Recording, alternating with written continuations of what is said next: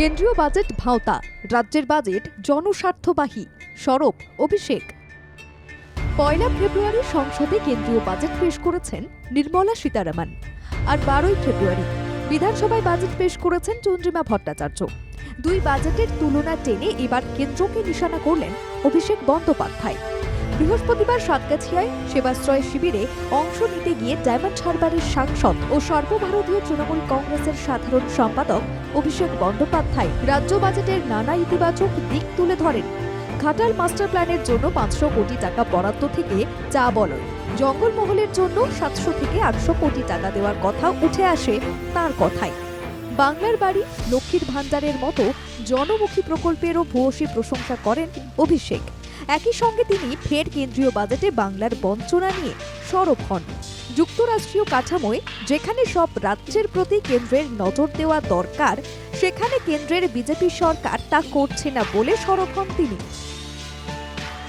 অভিষেকের তোপ, ভোটমুখী বিহারকে ঠেলে দেওয়া হচ্ছে, বাংলার প্রাপ্তি শূন্য। ভোট দিলে বিহারকে লাড্ডু, আর ভোট না দিলে বাংলাকে বঞ্চনা। স্বপরিকল্পিত উন্নয়ন রোখার চেষ্টা হচ্ছে, বাংলা কোনোভাবেই মাথা নত করবে না। আয়কর ছাড়েও ভাওতা দিচ্ছে কেন্দ্র, ১ লক্ষ টাকা আয়ে ৯৮,০০০ জিএসটি। এক দেশ এক করের মাধ্যমে কিভাবে বাংলার মতো অবিজেপি রাজ্যগুলোকে শূন্য হাতে ফেরানো হচ্ছে তা নিয়েও সোচ্চার হন বিজেপির বিরোধী শিবিরের নেতা। আমরা এমনি তো এদেরকে বাংলা বিরোধী বলি না। আজকে বাংলার জন্য আমি যদি রাজনৈতিকভাবে দেখি, তাহলে বিজেপির ১২টা এমপি রয়েছে বাংলায়, আর বিহারেও ১২টা এমপি রয়েছে। তা বিহারকে এত কোটি কোটি বিহারকে দিক, আমাদের আপত্তি নেই, অন্য রাজ্য পাক, কিন্তু বাংলা ধারাবাহিকভাবে বঞ্চিত থাকবে কেন? বাংলার মানুষ ভোট দেয়নি বলে, বাংলার মানুষ এদের কাছে আত্মসমর্পণ করেনি বলে, মেরুদণ্ডটা বিক্রি করেনি বলে।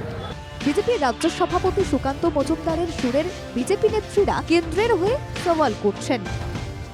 বাংলায় বঞ্চনা, বাংলায় বঞ্চনা। আরে বাংলাকে তো বাংলার সরকার বঞ্চিত করছে, কেন্দ্রীয় সরকার যেখানে টাকা দিচ্ছে সেখানে বঞ্চিত করছে। চিন্তা করুন, যেখানে কেন্দ্রীয় সরকারের তরফ থেকে টাকাগুলো আসে, সেই টাকা খরচ না হয়ে প্রকল্পে ফেরত চলে যায়। বিজেপি নেতৃত্বের এই সাফাই নিয়ে যখন বিতর্ক বাড়ছে, তখন অভিষেকের সাফ দাবি শ্বেতপত্র প্রকাশ করে কেন্দ্র রাজ্যকে বরাদ্দের হিসেব তুলে ধরুক। ৬৮২ কোটি টাকা হয়েছে কেন?